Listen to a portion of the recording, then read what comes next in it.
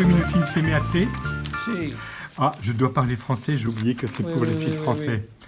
Alors, aujourd'hui, nous sommes en septembre 2018, la fête de Saint-Vincent-de-Paul, et je suis donc à la Maison Généralice. Nous avons eu un document important cet été en lien avec le nouveau supérieur général, et dans ce document, il est question d'oraison. Est-ce que en 2 mots, qu'est-ce que tu nous dirais sur l'oraison? Est-ce que c'est important pour toi, l'oraison? Ah, bien sûr, c'est très important pour moi parce que c'est le moment de pénétrer un peu plus au fond, n'est-ce pas, dans ma vocation et dans la réalité actuelle, de trouver la manière de vivre ma vocation marianiste comme ça. Tu as été supérieur général, tu as vécu en Inde, dans beaucoup de cultures différentes. Est-ce que des réalités en toi ont fait bouger ton oraison, l'ont transformée? Oui, je crois que ça a transformé pas mal parce que j'ai vu les différentes manières de vivre l'oraison, n'est-ce pas? Et l'Inde est très connue pour ça, n'est-ce pas? Et c'est vrai qu'ils ont une profonde culture de l'oraison dans leur tradition. Et moi, j'ai profité beaucoup de ça parce que on peut, évidemment, il y a des différences, mais on peut profiter aussi beaucoup de cette expérience des autres cultures. Est-ce qu'on peut parler d'inculturation, d'une certaine manière?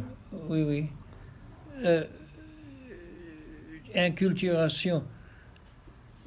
Bon, ça c'est une question très très large, n'est-ce pas? Oui. Mais je pense qu'il faut apprendre, être prêt à apprendre de la part de tous ceux que nous connaissons, n'est-ce pas? Et ils peuvent nous enseigner quelque chose qui est très valable pour notre vie. Tout à fait. Par exemple, dans le monde musulman, il y a un sens de la grandeur de Dieu, de la transcendance de Dieu, Oui. qui est aussi une valeur que nous pouvons recevoir. Un exemple. Oui, c'est un bon exemple. Et dans l'hindouisme, par exemple, il y a l'exemple de l'intériorisation et de la présence intérieure du Seigneur dans le cœur de chacun d'entre nous. Tu es religieux depuis quand? Depuis combien de temps? Depuis 62 ans maintenant. 62 ans. Très longtemps, oui. Et on t'a appris à faire oraison au noviciat? Oui. En moyenne, tu donnais combien de temps d'oraison dans la journée depuis 62 ans, en moyenne? En moyenne, une heure chaque journée, chaque jour, n'est-ce pas? Oui. Et il te semble que ton oraison a évolué depuis 62 ans? Ah oui, bien sûr. Mais il faudrait réfléchir un peu pour décrire toutes les manières dans lesquelles ça a évolué. Mais pour moi, la chose essentielle, c'est que ça évolue. C'est-à-dire qu'on ne répète pas simplement la même chose tous les jours, mais qu'on essaie d'aller plus loin, d'aller plus profondément dans le sens de la présence de Dieu dans sa vie. Oui. Est-ce que tu as connu le père Raymond Alter? Oui, je l'ai connu, oui. Tu as un souvenir de lui? Oui. Je l'ai connu seulement à Abidjan lorsqu'il était au sanctuaire, n'est-ce pas? Et nous avons eu des conversations très intéressantes et très riches justement sur la question de l'oraison et de la façon d'intérioriser l'oraison dans la vie. Parce qu'il a travaillé étant étudiant, les écrits d'oraison du père Chaminade, un bouquin de 600 pages. Oui. C'est un livre excellent, n'est-ce pas? Encore aujourd'hui. Oui. Je le trouve très intéressant. Et je crois que c'est la meilleure introduction à la méditation chez le père Chaminade. Oui. On va essayer de le faire découvrir. C'est pour ça que le secrétaire de l'administration provinciale m'a demandé cette année, Robert Charlot, le frère Roby, de faire un travail sur l'oraison avec le père Chaminade. Ah bon, c'est excellent. Oui. C'est excellent, oui. Donc je vais essayer de m'y mettre. Et tu es une des premières personnes que j'enregistre pour avoir je suis content de savoir le ça. témoignage. Alors, merci beaucoup, Dave. Merci à toi. Merci. Bonne route. Ok, pareillement.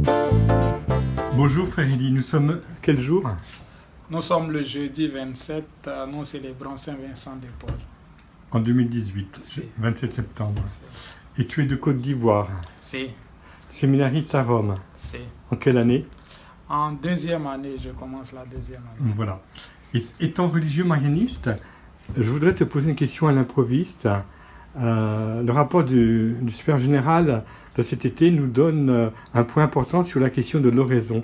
Est-ce que ça te parle, ce thème de l'oraison? Si la question de l'oraison est très importante pour nous religieux marianistes particulièrement, puisque le fondateur a insisté sur la nécessité pour un religieux de faire oraison. Pour une petite anecdote, il se dit qu'il y a un religieux qui trouvait qu'il avait trop à faire et il demandait au fondateur de le dispenser de l'oraison. Il dit, bon, maintenant que tu as trop à faire, au lieu de faire 30 minutes d'oraison, tu feras 1 heure d'oraison pour comprendre la nécessité de faire oraison pour un religieux marianiste. Et donc, c'est dans cette perspective-là que moi, je comprends la prière de l'oraison pour nous, religieux marianistes. Et dans ta vocation personnelle, l'oraison a une place importante avant d'arriver? Très importante, parce qu'elle nous permet de nous rencontrer nous-mêmes et de rencontrer Dieu. Et c'est dans cette rencontre de soi et dans cette acceptation de ses faiblesses qu'on parvient à pouvoir entrer dans ce rapport d'amour avec le Seigneur et à comprendre la main de Dieu dans notre vie, à comprendre l'importance de Dieu dans notre vie. Combien de temps tu réserves à l'oraison chaque jour? 1 heure normalement, comme tout bon religieux marianiste. Voilà. Et puis j'ai des méditations personnelles. Voilà. D'accord. Eh bien, écoute, pourquoi tu as fait le choix de la vie marianiste? Parce que tu aurais pu être religieux bien ailleurs? Si, j'ai apprécié particulièrement l'esprit de famille au sein de la Société de Marie et les côtoyer malgré les différences d'âge, les différences de statut. Il n'y a pas de clivage, il n'y a pas de barrière. Et tout le monde est frère et puis bon, on fait le chemin ensemble, quoi. Ça aide à grandir, ça aide à s'entraider et puis à faire le chemin ensemble. Comme le Seigneur disait, comme il a dit, regardez comme ils s'aiment. Hein, et ça se vit dans la Société de Marie, dans la famille marianiste. Et si tu devais donner 2 paroles, 2 mots pour parler du charisme marianiste, tu dirais quoi? Je parlerai d'oraison et puis de l'amour de Marie. Marie nous aide à faire le chemin ensemble. Connaître, aimer, servir Marie. Merci beaucoup, Élie. Merci. Sois béni.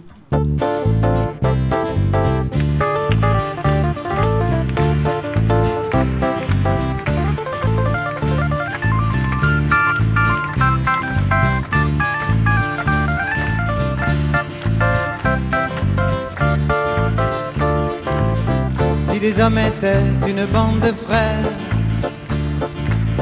ce serait tellement bien qu'on toucherait plus terre.